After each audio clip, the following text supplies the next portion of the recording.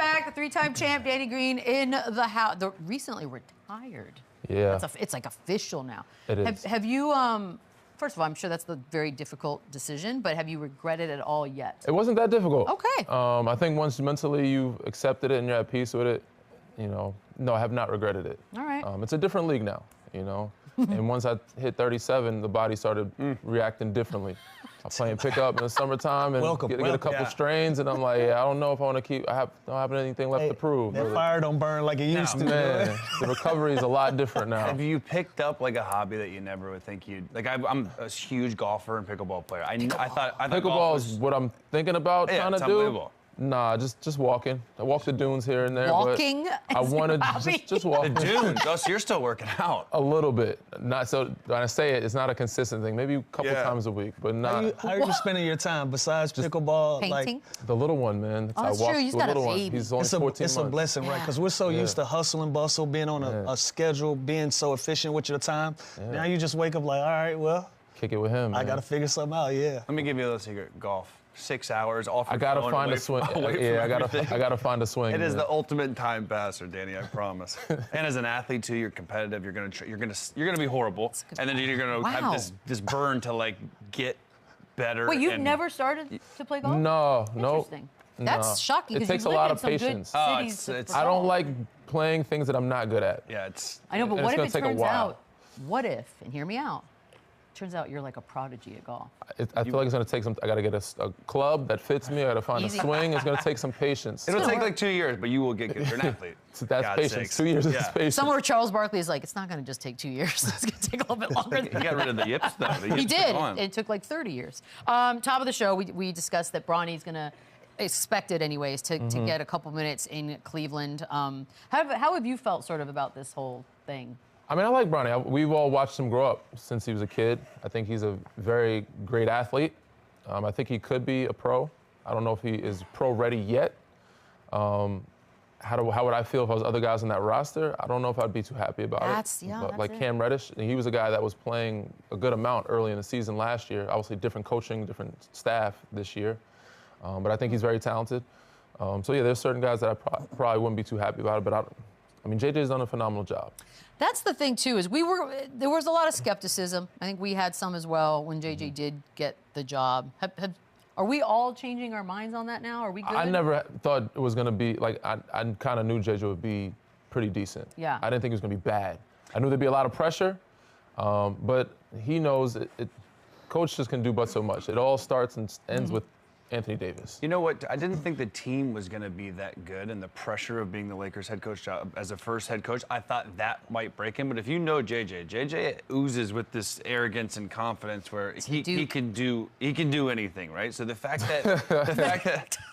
that they are playing good, and I don't think people expected them to be this good this early. Right. You have to give him his flowers. I thought the team was good. I always like the pieces. This is the same team that went to the Western Conference Finals. You have D'Lo, you have Austin, you have Rui, you have some decent guys off the bench. You have Vando, who's hurt right now, but those pieces were good pieces, and they played Golden State well. They played Dallas well. Like, they had a good group. They just had to figure out the discipline. And you see JJ what he's doing after ATOs.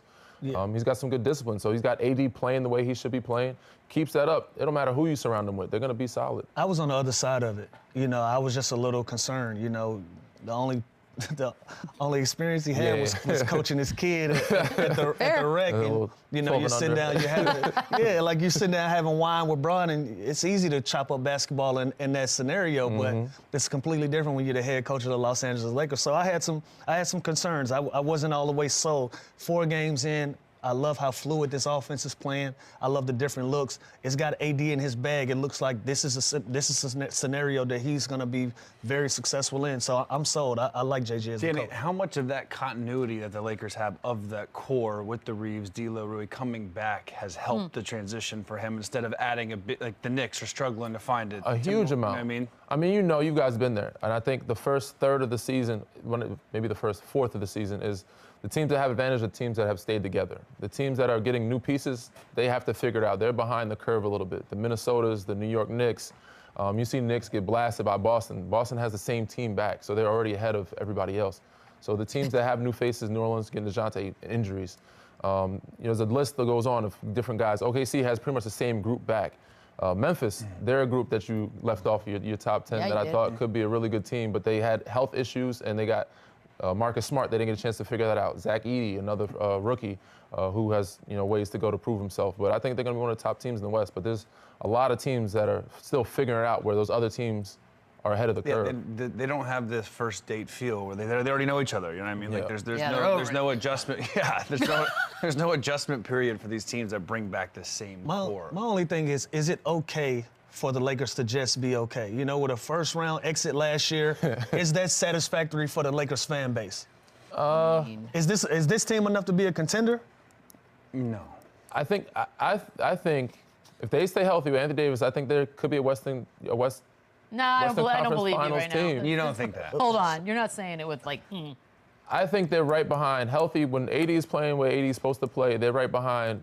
To me, OKC and Memphis I have as my top 2, and then Dallas in there. Memphis, you were high on Memphis. Memphis. Yeah, you're big on Memphis. They were top 3 seeded team before they got hurt last year. They added Marcus Smart, and they lost Steven Adams. Steven Adams was a big loss. He was, but you got another 7'4" guy, Zach Edey, who. He ain't Steven Adams. No, but you can't Yuki. teach 7'4". Yuki, right about Give that. Yuki the rock. Yeah. Yuki is I like ready. Yuki. I like They have Yuki. They have a good bench. Gigi Jackson, youngin who came up. They have Luke Kennard over We there. love Gigi We Jackson, love by the way. Gigi Jackson so Brandon much. Clark. There's a lot of good pieces over there that they've had some time to groom those young guys. But when Ja's playing, you see. Before he got hurt again last year. They were in the mix. He was in the talks of possibly being an MVP, bringing them to dead last to be in the playoffs. Face of the league that's what we were doing with John Morant. I just think there's so many young guys out there that window of being the face of the league. Listen, we got a legit 6-7 guys fighting for that title. And Edwards up there. The league the league is in a great Tatum. place with these young talent. I love John Morant. I love that he's gonna come. Like we keep talking about Jason Tatum and his revenge tour. John Morant has been talent. He's been handling business quiet as kept. I just don't know collectively what they'll bring to the table. What's crazy is we haven't even mentioned the Phoenix Suns, and to me, this was a team that I was all in on last year, and I was dead wrong. Now this year, but in fairness, we all again. You guys say on paper I drank that the juice. I drank the juice. I was like, holy smokes, how do you guard all 3 of these guys? Grayson Allen can shoot. Nurkic a solid big to put up these guys, and now that's a team that they have that continuity. They are back for a year. Bradley Beal seems to be healthy, so that is my sleeper team, which is not that. They added some point guards. I like that. And they got Tyus Jones and Monte Morris. Yes. And I said we were experts. We live and died with Phoenix last year. Phoenix Suns to the goddamn moon last year. And so there you go, McMillan. You know why, Danny? Because you look at that team on paper and you know how it go. I'm like, for sure they're going to go on a run. They're scary. They're scary. I don't want to play them. Oh, they're the Monstars. At some point, they were going to go on a run. It never happened. But I knew somebody had to take a backseat. And when the trade happened, I was like, it's going to be a little sticky because one of them I thought needed to come off the bench. I thought Brad because playing all 3 of them at the same time is hard. Oof. There's only one basketball, and a lot of them need the basketball to get in feel and rhythm. Brad being a role player is very, very new, and it was going to be a weird adjustment for him. So I think he's still adjusting to it. I think it's going to be. And I think you should there's still a possibility. I mean, it's of course a possibility, but I think you don't have $40 million coming off the bench, dog. Why not? I've seen Stranger Things, man. I've seen Stranger Things. What if that's what works? Me and Michelle have $40 million coming off the bench, then I'm pissed. Probably like 50. Me and Michelle have a question. Who the hell is Little Sticky? Coming off the bench. There's no chance. Which one's Little Sticky? Let's go back to Little Sticky. Who is Little Sticky? Which one's Little Sticky? I'm just saying, it's sticky having all 3 of them together. I literally thought you were calling No. And Little Sticky doesn't like that. Having 3 stars in the starting line that need the ball, it can make it. By the way, the Knicks are going through the same inch. Do you put OG or Bridges or one of them off the bench if you're New York? That's a possibility because their bench right now is not looking very strong. Yeah. It's just Deuce off the bench. Mitch Robinson's still hurt. Now that makes more sense. I don't know who else they have off the bench that can give you great minutes. Their bench is lacking right now. It's like Josh Hart seems to be. I can't imagine that conversation with Bridges or OG. Hey, it's got to be Josh Hart. Well, just imagine it, because somebody's going to have to do it. The threes, the Celtics shooting 51 threes the other night. We just talked to Anthony Edwards, who's doubled up on his 3 attempts. I know it's 4 games in, but what do you think about this pattern? I don't think it's bad. Yeah, but you're tired at the wrong time. Yeah, right. Why are you retired? Yes, I don't think it's bad, but I don't think it's great. But I mean, it's good that the league is changing and growing, and obviously 3s are a big part of the game. Should every team do it? No. If you have the personnel, yes. But if everybody is doing that and it's making it look ridiculous, then no. We don't like a watered down product. And if it continues in that direction, the league could look, it looks like an all-star game. It could get messy, like a pickup game. Like we don't want to see. We want to see more discipline. You know, some more actions. Somebody setting the table. Yeah. The league is really laissez-faire now. Well, we're a copycat league.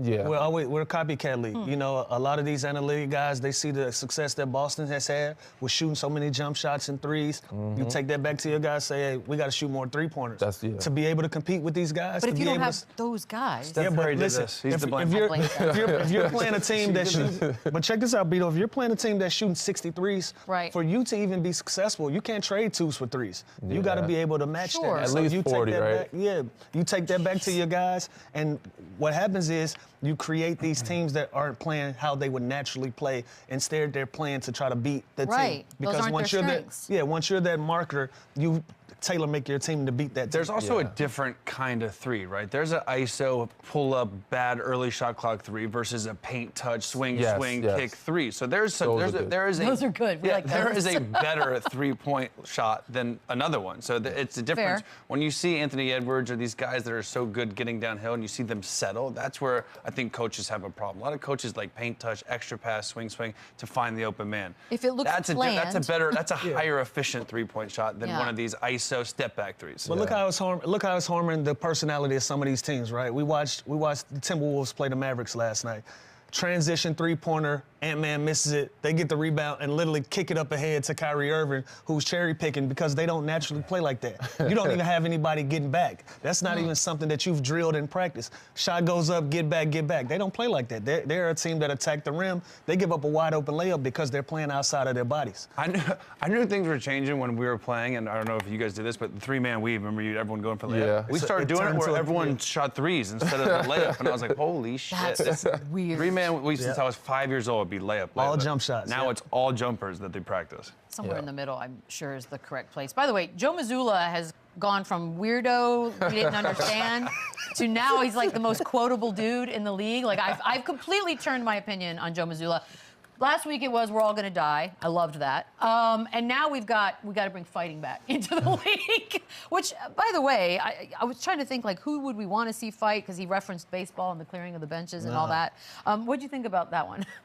I used to advocate for I mean, you know, hockey, they able to drop the gloves and like, sometimes you know, let certain guys, you know, get in the box, whatever, how it is, let a fight or two happen. I used to advocate for it. Now I don't know if it's safe for certain people. Certain people. Yeah, you know, you want to see a good product, you know, like every game. There's a lot of games to play. And if a superstar gets decked or knocked out and he's not able to play 5 games, a lot of season ticket holders are going to be upset. Danny, that's what I was just going to say. Listen, 2 things. 1, we're a Fortune 500 company. We're going to mess the money up. And number 2, Joe Mazzulla, if you want to bring fighting back, you might want to invest in a bully for your team. Because who's the guy that's going to protect your superstar? How about this? You need to invest in a bully. Hey, Mazzulla, coaches got to fight too.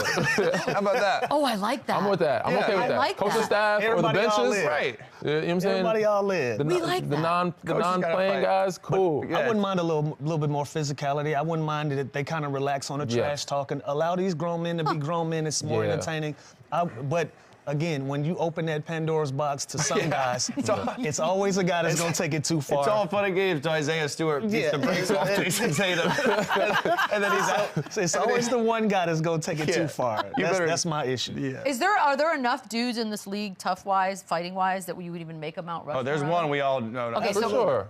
James Johnson Okay. is the one that's you don't want. Yeah, for sure. So one, you mentioned Isaiah Stewart. I don't scares know me a who bit. else is Ben here. Wallace was one. I mean, Ben we forget Wallace. Zebo was one, but I was just Zebo? I don't think he'd fight very nice. I think Oh, I like that. Udonis Haslem is in there. Yeah. UD. Ron Artest. You got Ron Artest. Okay, but- yeah. Middle World. Yeah. Yeah, I was scared of Ron Think about Artest the until biggest the fights whole mouse in and history. to what Ben You also have to have a Wallace did, screw loose a little bit. I think having a little bit of a screw loose helps you be. Yeah. It's on the mouth. definitely a Got to throw Bill Lambier in there. You got to throw OG in there. it's a fun idea, and I think it would make it way more. What about Oakley? If we're doing this. Vernon Maxwell. Right? That's a lot of guys. Maxwell. Well, now that's like 7 Mount Rushmores. Yeah. All got a the couple old, guys all in the there. old guys. We also don't know who can fight now because we don't. can't see it. It's been quite a while. That's why Missoula's wanting it back. Bucks, we got to talk a little Milwaukee here. 1-3, 18-22 in the Doc Rivers era. You know, I don't want to pile on here, but is there a point now where we say, is it a Doc thing? Is it a them thing? I think it's a mixture. I'm not one to jump on either side just yet. It's very early. Like I said, it's still preseason to me. I don't like to make judgments until around Christmas time for certain groups. But I mean, he's had this group. They have pretty much the same group. They added a couple different pieces. Injuries, Chris Middleton's been out always. That hurts them a ton. But end of year last year to this year, it hasn't been good for him. But I think a lot of it is injuries. But Danny, I said some of these issues predate Doc. Yes. Why would you leave TV to go get involved in this? They offer you a big check. Yeah, why would you leave TV and go get TV and offer you 40 mil. I think you might. Also, if you get fired, you still get paid. So it is kind of he's double dipping. I agree with Danny yesterday. It's a mixture of things. You know, you can add Doc to the list of responsibilities of people that's going to have some things to say about the success of the Milwaukee Bucks. But it just looks like right now it's a bad fit. And obviously, with 4 or 5 games in, you're not going to ring no alarm on it. I still think they got a ton of time to figure that thing out and be one of the top teams in the East. But it just feels like the camaraderie and the chemistry is off just a little bit. Danny, let me ask you this. It's a read. And in your long career, how many times in the offseason this summer did you get together with at least a group of the guys or the rookies or teammates that you had? Because Giannis went on record and said him and Dame didn't get together at all this summer. Yeah, I don't take too much on that. It could have been, him being in Greece, Dame. He's not from here. But some of the guys should have gotten together. And every winning team that I've been on, we had some time together. San Antonio, we spent a lot of summers in San Antonio. In LA, we would do some mini camps in Vegas or something like that. Toronto, same thing. Like we got together. We got a group together and worked out even in San Diego with Kawhi and Norm. You know what I'm saying? Like we would have a couple guys.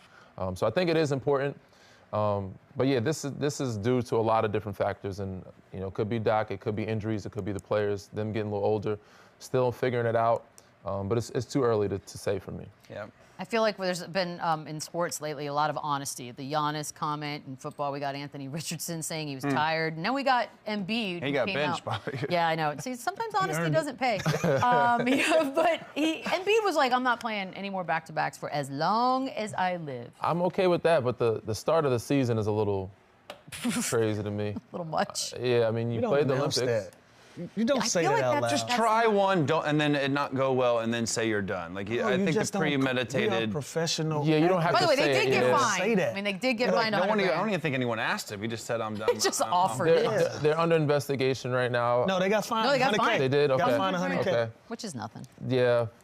But I mean, I think you don't say it publicly. You don't set the standard for that. You just don't come out and say that. Like, again, basketball is a game of unpredictables, right? You don't. If you go on a 3-game losing streak and y'all got to go on a run, you got to go on the road and you got 4 and 5 days. You need a win. Yeah, and you need all of these wins. We need We need at least 3 out of 4 of these. Are you still not playing in back-to-back? That's why they say never say never. It's all situational. Yeah, my issue with this is, like Lou just said, what if he is healthy enough to go on the second night of back-to-back, and then he does it? And then also now you're telling the team that you're playing, Joel Embiid's not playing, so it kind of helps the game plan and the strategy moving forward for the team that you're playing, knowing he's out. Knowing Joel, I think if he's on a heater, he would play. You know what I'm saying?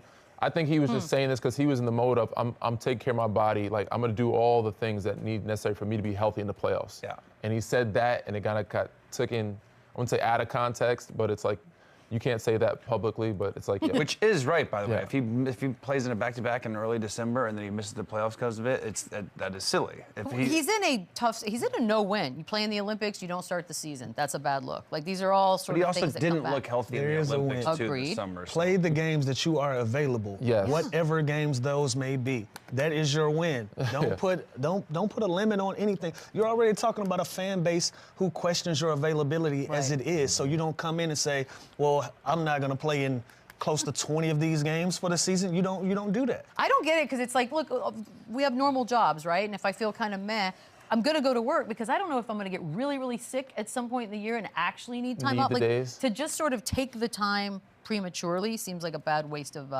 time management. But what, 100,000? I got fined. I don't know if anything was learned from it. Yeah. Pop appreciation time. We can't have Danny Green and not talk a little bit of Pop. Yeah. Is Pop the greatest coach you've ever played for? This is the part where we do an in-depth interview. Yeah. I thought you were going to ask that. I mean, for me, hands down, 100%. I mean, he not close, really? Yes, he is. Yes. And why? So we always say that, but why? What makes him great? The fact that he's been able to be so successful with the pieces and what he's brought in and how he's made so many other guys, like second-round guys, non-drafted guys, making the team contenders for so long. I don't know who else has done it for 20 years. But nobody comes. I mean, Phil Jackson's, you know. Spoelstra will be there. He's done a different team. Spoelstra could be in there, you know. I had DeMar on my pod, Underground Lounge, by the way. Shout out. Check it out. But he spoke about Pop as a person, just checking on him as a man, not so much as a coach. And you know, a lot of these times, you only talk to your coach inside of the gym. You don't really have that personal relationship with that coach. You don't have like that father figure type of relationship. You're a grown man with kids and a family. You don't really have those dynamics. But he said with Pop would just reach out to him randomly and just check on his mental as a man. Would he do the same thing for you? This is probably the best compliment I can give Pop, because as great as a coach as he is, he's an even better person. Like, he's better off the floor. Because on the floor, he will cuss you out. He's not always easy to play for, you know what I'm saying? But he is a great coach. But as a human being, man, he definitely, he teaches you about life as a youngster. He teaches you about the world and how great we have it as an NBA player. Like, don't take this for granted. This is Christmas every day. The third world countries are going through this. There's war going on over here. He gives you perspective. And he is like grandpa. He checks on your family. He checks on your wife and kids. Like, he always taps in and sends a text.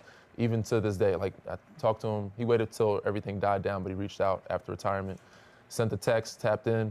You know, he's like, I know you're glad I'm not doing defensive drills and slides anymore. You know, you get to enjoy your little one. So, yeah, he's a great human being. So let me ask you this. How much better off is Victor Wembanyama with him than getting drafted? Oh, way better else? off. You know what I mean? Like, how much of an advantage is that for him and his progress? Huge. And you talk about Joel and all these all-stars, these superstars, and I think a lot of their careers and trajectory would be a lot different had they played for a different coach starting out.